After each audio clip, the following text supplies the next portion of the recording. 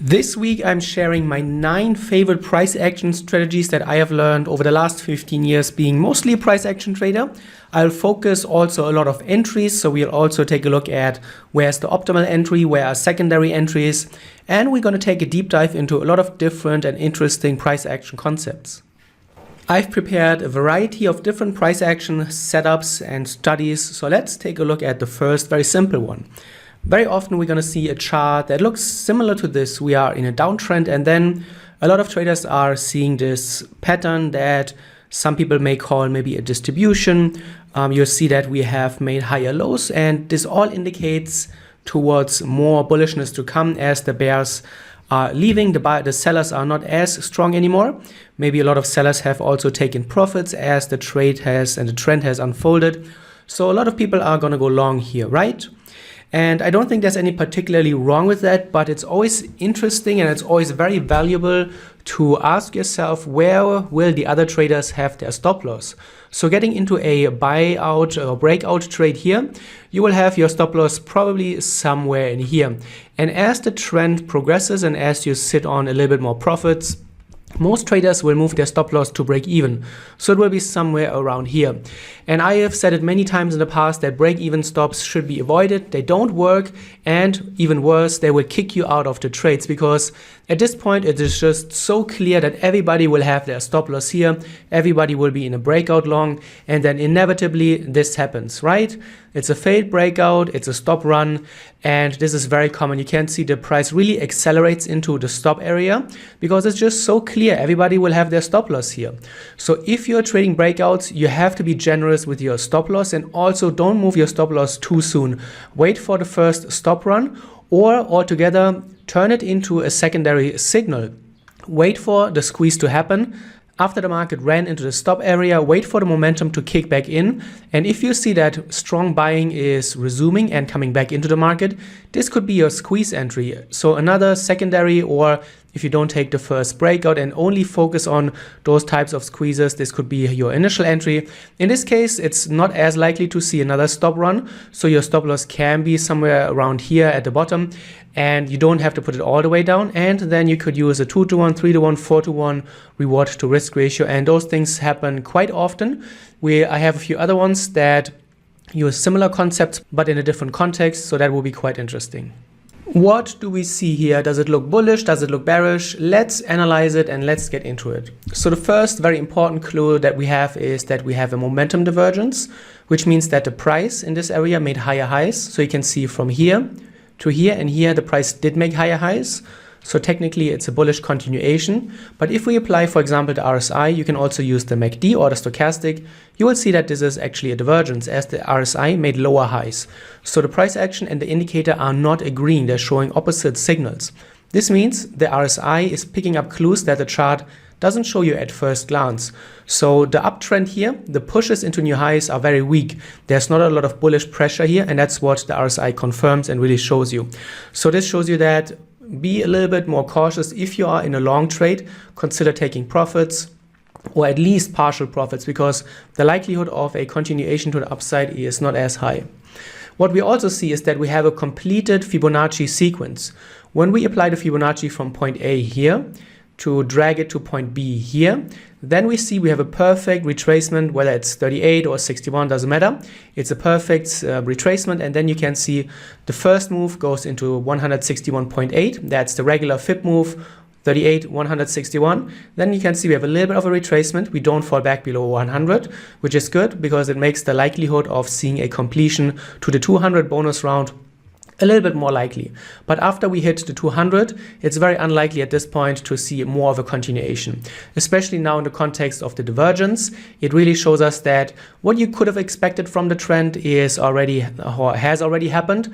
And at this point, if the price reaches 200, it's more likely to see the profit taking happening of the bulls, and then probably a reversal.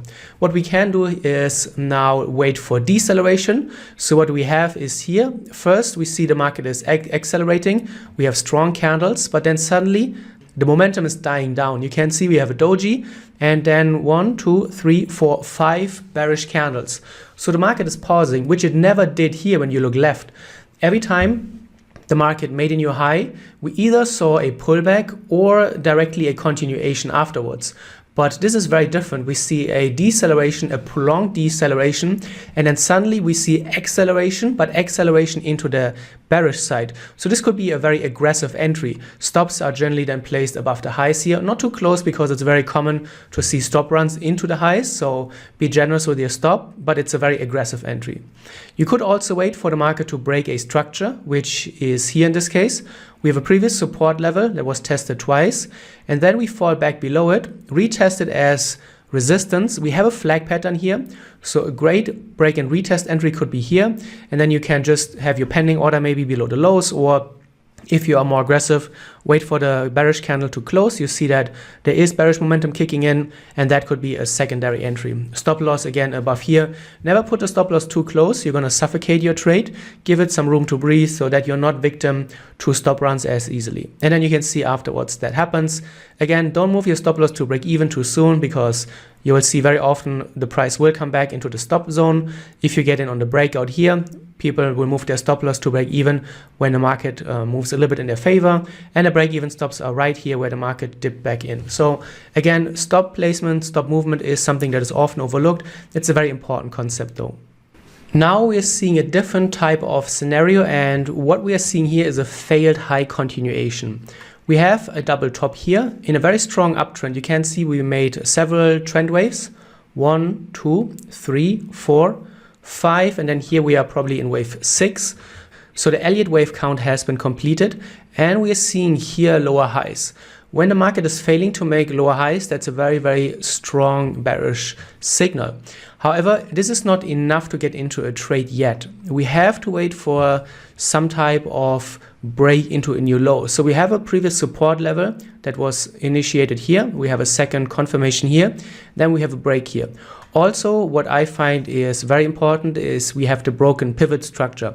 If there's one tool that I would recommend to any trader, no matter what trading style you use, it's using the central pivot point. In TradingView, you can just search for standard pivot, and then you can use the daily pivot point if you are a day trader, or the weekly pivot point if you are a little bit more on the higher time frames. It's the blue line here. And what happens is that in an uptrend, the market trades above the pivot point. But if you see that the price is breaking below a central pivot point like it did here, and also it's happening in the context of lower highs, and also the break into a lower low, that's a very big bearish signal. It's a very strong, important bearish signal. So this could be the starting point for first aggressive short entries. Once you see that something like that is coming together, it's important that you have actually a breakout through a market structure, and also here the bearish context. And you can see afterwards the pivot points on the way down provide secondary or later entries. You can see the market is coming back into a pivot point, retesting it as resistance and selling off. Coming back into the pivot point, retesting it as resistance and selling off. So the pivot point structure is very important. I will come back to this in this video 1 or 2 more times, because it's one of the most important things that any price action trader or indicator trader can use. I would really suggest you try it out, put it on your charts and see how well it behaves, especially during trending markets. It's a very great tool to have. What can we see on this chart? What are some bullish, what are some bearish clues? Let's dig into it and do some price analysis. First of all, we can see we have a flat top triangle. You can see we have a flat resistance level. And then if we put a trend line here, you can see it's sloping up. So a flat top triangle, it's neither bullish or bearish. It's more of a neutral pattern, because it could lead to a continuation breakout or also a reversal breakout if we exit the triangle. So it's a neutral pattern, but it's a good starting point for your analysis, because it helps you start creating trading plans. We also have a fake out, so the market actually did try to break out here but was rejected. That's an important market tell as well. So here on the lower time frame, we can nicely draw the pattern. We connect the lows to get the flat top triangle pattern. And then we can start building trading plans. We could say, okay, we're going to trade a breakout to the upside if we get actually close above the highs. That could be a long entry. Or we wait for a breakout here below the lows, and that is initiation then for a short entry. You can see we have a break and retest pattern, and that could be now your first short entry here. We move below the support level here, we come back into the trend line, retest the trend line, and then the next candle is almost an engulfing candle, so very strong bearish signal, so that could be your retest entry. Stop placement is always a little bit personal. Some traders like to be a little bit more aggressive, some traders like to play it safe, and you could either have your stop loss right above here inside the pattern at the trend line. However, you are more susceptible to stop runs. If you see that you are a victim of stop runs and you're often taking out on your trades too early and the price afterwards goes back to your target, then maybe your stop loss is a little bit too aggressive. You could add a little bit more space to your stop loss, put it all the way above here. I don't necessarily see a reason why you should put it all the way above the highs. That's usually a little bit too far and you are reducing your reward to risk ratio unnecessarily. So it's a little bit personal, but if you see that you are a victim of stop runs, give it a little bit more room. If on the other hand you see that the price is never even able to come close to your stop loss, then maybe reduce the size step by step, gradually, not too much at once, and that could help you with your reward to risk ratio as well. And then you can see afterwards the market resumed to the downside. You could again use pivot points. I'm pretty sure we have one or the other pivot point retest here on the way down. This example is quite simple, but you will see it quite often as well. That's why I included it. So we are in a very strong uptrend. You can see I added the EMA 50 period. That's the blue line.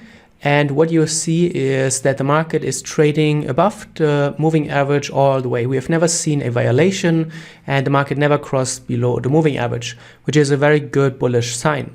And then you can see here we are, again, you could say maybe a flat top triangle.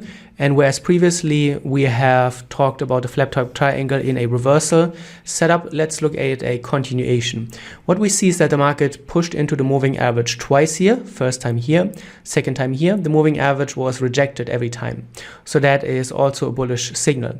Then you can see we are seeing the market pushing back into the resistance level. Those lower bounces are pressure patterns, so there's a lot of pressure building up here below the resistance level. Every time the market is coming into the level sooner and not able to move as low as previously. So that is showing us there's a lot of pressure building up. And on the breakout, never in the pattern, on the breakout, you could think about getting into long trades. I would always discourage you from trading inside patterns. That's a very low probability trading strategy. You will usually run into fake outs and have very bad outcomes. So never in a pattern, always wait for the market to pick a direction, wait for the breakout, wait for the break and retest, or wait for the fake out as well. Those can be all much better signals than trading in a pattern. And you can see we have the breakout and then the continuation. So very classic. In such a case, typically the stop loss is trailed around the 50 EMA. Or if you want to be a little bit more aggressive, you could add for stop trailing a 20 period, which also works very nicely. And you're able to catch those impulsive trends and trail your stop loss much quicker with a short-term EMA. So 20 works really well. 12 is a little bit too low, but 20 is generally a good middle way. Let's build another price action case, and we're starting here with a higher time frame. You can see the price was in a very strong downtrend, and then here recently the price is in a range pattern. We could also call it a flag. At this point, it's obviously impossible to say, will there be a long breakout and we're going to move higher, or will we continue on the way down? So we have to build a case step by step, and we have to look for confluence. First of all, we can add the pivot point. This is a pivot point, a bearish pivot point structure. You can see we are trading below the weekly pivot point here. We broke below it, rejected it as active resistance, and then now we're doing the same. This is a very bearish signal. And as long as the market is trading below such a central pivot point, I would always be more on the bearish side. I would not automatically go short yet. I would start building a trading plan. But being below the pivot point is a very bearish signal. If the market gets above the pivot point, that would completely change everything and I would turn bullish. But for now, nothing points to that and we have to resume bearish. And you can see we have a break and retest entry. Again, we have Very often break and retest come together. Sometimes you will only have a breakout without a retest. So we never know in advance if there will be a retest. And if you choose to be a retest trader, you just have to be okay with sometimes missing a move if there is no retest happening. So we have the breakout here, we have the retest here, we are moving back into the previous lows, we are retesting the trend line very actively, and then you can see this is now the momentum push away. How you enter that? You could wait for a complete candle close, or some traders prefer to use a pending order below the lows.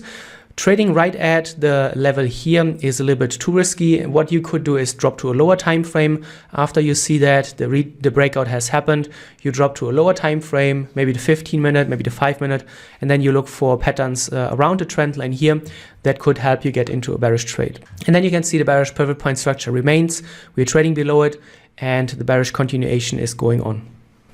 Now we're having a price action news-driven volatility pattern, and especially if you trade the lower time frames, this is the 50-minute, news have to be factored into your trading plans. And there was a news event coming out here. And what you see is that we are first having an initial breakout, then we move lower, then we move higher, and then we move lower again. So we're changing the direction multiple times. And this is very common during news. It's especially common if news happen when a price is at a very important resistance or support level. What I would recommend on the lower time frames, to avoid the risk, close all your trades if you're in a trade before the news is released.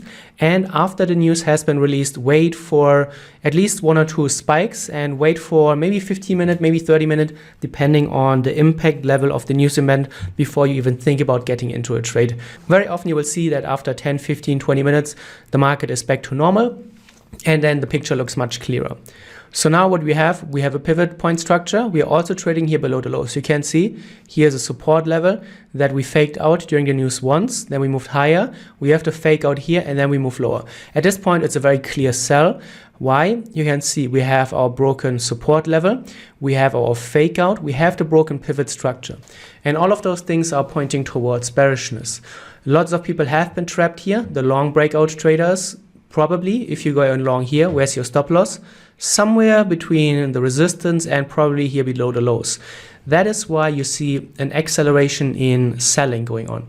Think about it. You're long and your stop loss is here, and down here are all the stops. Stops on a long position are essentially short orders.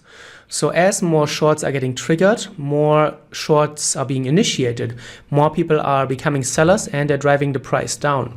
So this is accelerating around those stop clusters. That's why you will often see that around stop clusters, the momentum is picking up and you suddenly see huge candles. And that is the case here, and afterwards a continuation below the previous lows. However, the most important takeaway is here really that before and after news, wait a little bit for the dust to settle, and then usually the picture looks much clearer. This is a very interesting chart study because it shows us 2 patterns right after each other, which is very common to see. And a lot of traders are feeling probably confused when dealing with such a setup. So what we see, first of all, we have an inverse head and shoulders here that played out. You have your left shoulder, the head, the right shoulder. You have a very clear neckline, you have your breakout, and the market moves higher. So the inverse head and shoulder did work out. And now suddenly you have a regular head and shoulders pattern, which is a bearish signal. You have your left shoulder, the head, and the right shoulder is currently building. So what do you do in such a case? Is the inverse head and shoulder still active, or is the head and shoulders now active, the bearish signal? And what I have found in my trading is that always pay more attention to what is happening most recently on the right-hand side. It is way more important what is currently happening than what has happened in the past. So the inverse head and shoulders, I would not put any emphasis anymore on it because it has, first of all, played out. There was a breakout and we moved higher. Second of all, it is past, it is history, it is not active anymore because now this is showing us the current state of the market. What is it showing us? It showed us that we had a resistance, we pushed higher, and you can see suddenly a lot of selling is coming in. We have a lot of bearish candles, 1, 2, 3, 4 candles, very strong candles, which we have not seen here anyway in most recent price history. So that's a very strong signal. And then we have our right shoulder currently building. This is the right shoulder breakout. So this is where now people are getting short. And at this point, I would not worry at all anymore about what has happened with the inverse head and shoulders. This has been done. It is not important anymore. But the regular head and shoulders, the bearish head and shoulders is now taking over. We have significantly lower highs. On a breakout, usually your stop loss goes somewhere around the vicinity of the right shoulder. Typically it's way too far away to put it around the head, but somewhere around here is usually where you have stops around the head and shoulder. What we have here is a retest pattern. So again, what happens? The trader's getting in on the breakout here. The market moves a little bit in their favor. Everybody's getting scared. They're putting their stop loss way closer. And then you have stop runs. You have stop runs in the breakout area. And also I activated the pivot. And you will see, if you start paying attention to the pivot, how well respected it is across all the time frames, across all the markets, and especially for breakouts, for trending markets, for re-entry opportunities. It's an invaluable tool that is free on all trading platforms, and it's just so valuable. I would always recommend that you take a look at it and see how you can implement it. And here you have now your break and retest entry. You are exiting out of the flag pattern after the breakout out of the head and shoulders. And then afterwards you can see this is where the trend unfolded. So very interesting case study. And I think we learned one or two things here looking at this as well. Let's look at a ranging market and let's see what we can learn here. So we have a long-term range. We have the upper resistance of the range here. We have the lower range of the resistance here. What we see right now, are we looking at a potential breakout? We have a lot of bullish momentum coming in, or is this going to turn into a fake out?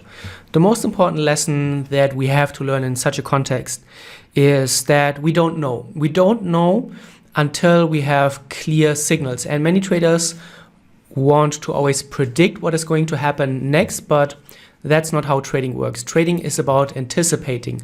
And as a trader, we have to build a case for our trade. So we have to collect clues for what is speaking for a long breakout, what is speaking for a short reversal. So let's dig into it. Now when we see on the lower time frame, what do we have here? This is the upper resistance that we have here. On the lower time frame, this is what it looks like. It looks like we have a failed breakout. We have an exhaustion pattern. We had strong momentum coming into the market. We have lower highs. And we have strong selling coming in. The selling is here really the interesting thing, because look at it. We suddenly have strong bearish candles that we have not seen in the past. And we have lower highs. The market did try to break this level twice, but was rejected. So this is speaking very much for bearishness. It's not enough. I would never go short just yet, but the scale is tipping a little bit more towards more bearishness. What we can see now, just a few candles later, is we're having a head and shoulder continuation. Left shoulder, head, right shoulder. We have here the neckline, and we are seeing a lot of strong bearish momentum. This would be an aggressive short entry. And you could wait for the big support cluster here to break as well. Here's our pivot point. So getting in above the pivot point is a little bit more risky, because this could turn into a support and we could see a bounce higher. So you have to understand that if you take risky entries, sometimes you will get rewarded and you will get a higher reward to risk ratio because you are earlier in the trade, but your win rate will also suffer because sometimes those levels will hold and you'll shoot up higher. Now it looks very different. Now we have our break and retest structure that we have seen so many times, and it's a pattern that you can really nicely add to a lot of different breakout strategies. We have our head and shoulder breakout, we have our head and shoulder pattern here, the trend line. We break out, retest it, and immediately reverse. The immediate reversal is here what is selling me on this breakout. At this point, it looks very bearish. I would still put my stop loss somewhere around here.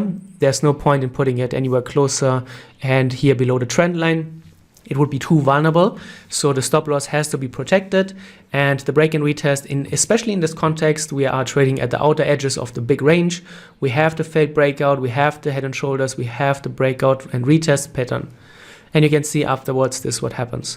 So we don't know in advance this turns into a breakout or a fake out. We have to slowly build our case, and we have to wait patiently for all the puzzles to fall into place. And I hope you learned something in the video. I hope the different scenarios and studies helped you find some new price action principles or strategies. If so, let me know in the comments below, and then you will hear from me in my next video.